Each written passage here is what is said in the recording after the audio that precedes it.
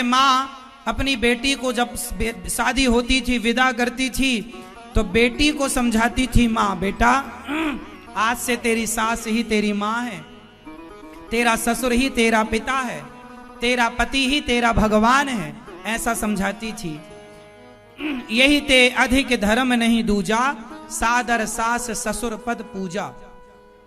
ये माता सीता को उनकी माँ समझा के भेज रही हैं। सोचिए, सीता माँ को सिखाया, उनकी माने के सास ससुर तुम्हारे भगवान हैं, सेवा करना माँ बाप हैं, देवर तुम्हारा छोटा भाई है और पति तुम्हारा भगवान है। आप लोग भी बेटियों को ना थोड़ा ये पढ़ाया करो कि बेटा 2 बात सुन लेना ससुराल में, और बेटी को ना पक्की करके भेजो भोजन पानी बनाना। आजकल आप लोग अपनी बेटियों को जूजू बना लेते हो, कुछ नहीं आता, पढ़ी लिखी डिग्री तो है, रोटी नहीं बनाऊंगी, मैं रोटी बनाने आ रही हूँ, तुम्हारी नौकरानी हूँ। आजकल लोग रोटी बनाने, भोजन बनाने को भी छोटा काम समझते हैं, नौकरानी हूँ। आजकल आप लोग नौकरों के हाथ का ही तो भोजन कर रहे हैं, इसलिए तुम्हारी बुद्धि भ्रष्ट है। पहले के लोग पत्नी के हाथ का खाते थे, माँ के हाथ का खाते थे। पहले पति के लिए भोजन पत्नी बनाती थी, तो जिसके हाथ का भोजन करेंगे उसी से प्यार होगा। अब आजकल पत्नियों से प्यार इसलिए नहीं है, पत्नी के हाथ का खाने को नहीं मिलता।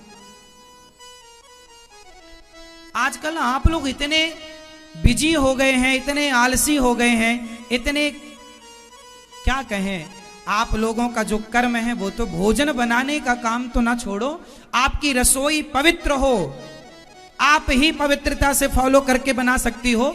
कोई दूसरी महिला आई, हमारे यहाँ नियम क्या था कि महिलाओं को जब मासिक धर्म आता है, टाइम होता है, उस समय महिलाओं को कहा जाता है कि आप रसोई में प्रवेश ना करो।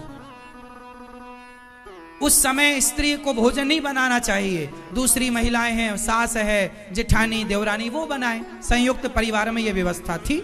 अब आप कहेंगे आज तो संयुक्त परिवार नहीं, चलो संयुक्त नहीं है तो 4 दिन के लिए कोई बात नहीं, आप फल खा लो, या ठीक है आप घर में अब कोई व्यवस्था नहीं है तो बनाना ही पड़ता है, और आप महिलाएं बनाती ही हैं, तो चलो आप तो ठीक हो, पर जिससे आप भोजन बना रहे हो वो भी टाइम पर है और आप भोजन कर रहे हैं, उसी समय का भोजन आप भगवान को भोग लगा रहे हैं। जैसा खाए अन्न वैसा रहे मन, भोजन पानी तो शुद्ध रखो। आज की बुद्धि क्यों बिगड़ गई?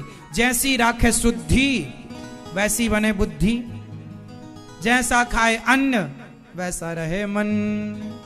तो आप लोगों का ना अन्न अच्छा है, ना शुद्धि अच्छी है। कोई भी आपकी रसोई में घुस जाता है, आपकी पड़ोसन आती है, आपकी रसोई में घुस जाती है, देख लेती है तुमने क्या बनाया, छू लेती है सब, भले वो 17 जगह से घूम के आई हो, पर आपकी रोटी छू लेगी वो। इसलिए खान पान शुद्ध रखो। पहले के लोग छुआछूत का भाव नहीं है, लेकिन मेरा भी अधिकार नहीं है कि मैं आपकी रसोई में घुस जाऊं।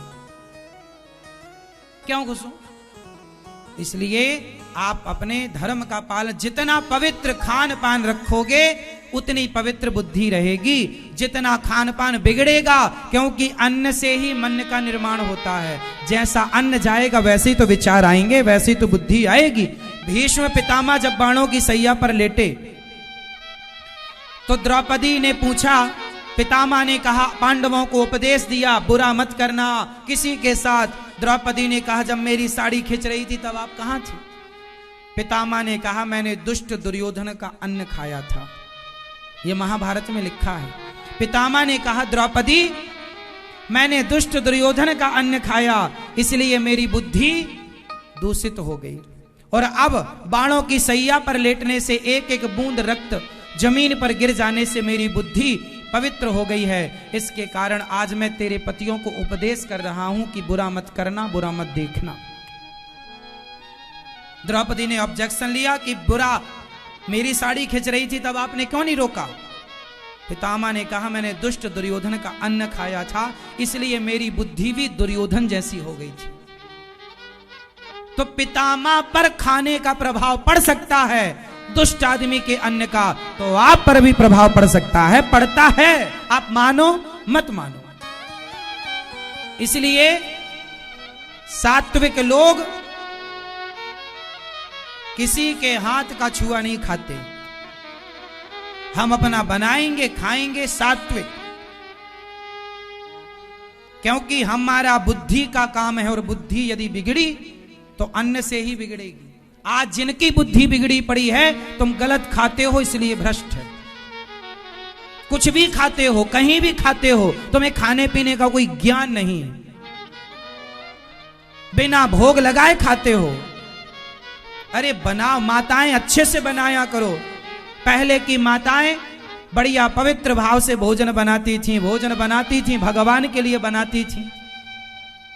बनाने के बाद भोग लगता था, बच्चे खाते थे, वो भोजन अच्छा था, पवित्र था, मेहनत की कमाई का था।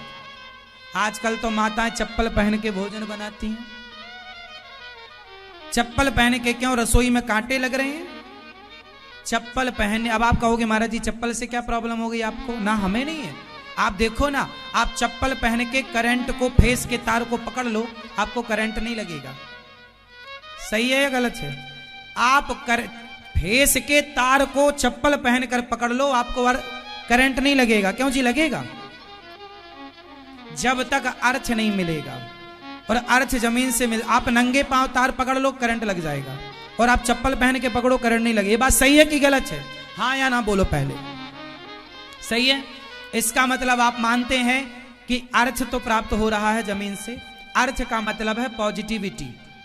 जब आप फेस का तार पकड़ते हैं तो अपने आप आपको अर्थ जमीन से मिल जाता है, आप करंट लग जाता है आपको। मतलब जमीन से एक पॉजिटिविटी 24 घंटे आपको प्राप्त हो रही है, एक एनर्जी मिल रही है, मान रहे हो ना? तो जब भोजन आप बनाते हो तो वो पावर, वो पॉजिटिविटी जमीन की आपके शरीर के द्वारा भोजन में प्रवेश करती है। जब माता बनाती है, आप चप्पल पहन लेते हो तो वो पॉजिटिविटी कट हो जाती है। इसलिए साइंस के आधार पर मैं बात कर रहा हूं। चप्पल पहनकर भोजन नहीं बनाना। हाँ, कुछ बिछा लो, कुछ बिछा लो नीचे, तुम्हें ठंडा है लग रहा, बिछाओ, चप्पल नहीं।